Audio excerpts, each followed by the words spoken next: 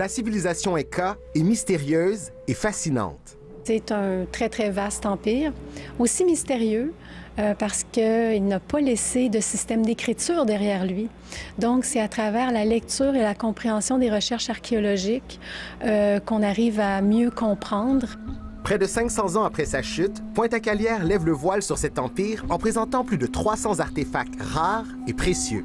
On nous a dit qu'on nous prêtait des pièces que même dans le musée propriétaire, ils n'étaient jamais présentés à cause de leur fragilité, à cause de leur rareté. Et ils ont fait une exception.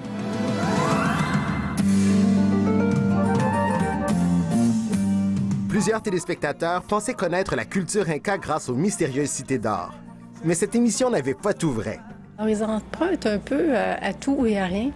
Donc, sur le plan scientifique, on ne l'a pas intégré à la salle d'exposition.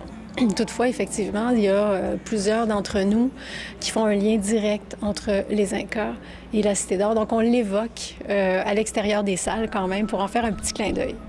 L'exposition est riche et nous montre que les tissus étaient plus précieux que l'or. L'or ne servait pas de monnaie d'échange dans les cultures précolombiennes. C'est un objet qui va servir principalement d'élément symbolique pour représenter le soleil.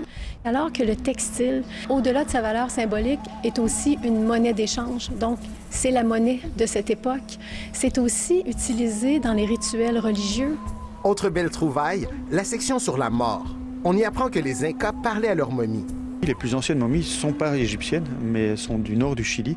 Mais la plupart des momies sont des momies, en fait, ce qu'on appelle par dessiccation naturelle, c'est-à-dire que la sécheresse du paysage va faire que les chairs vont se décomposer, mais vont être asséchées, et c'est ça qui va permettre la momification. Les Incas, c'est le Pérou. Cette nouvelle exposition est une invitation au voyage dans le temps.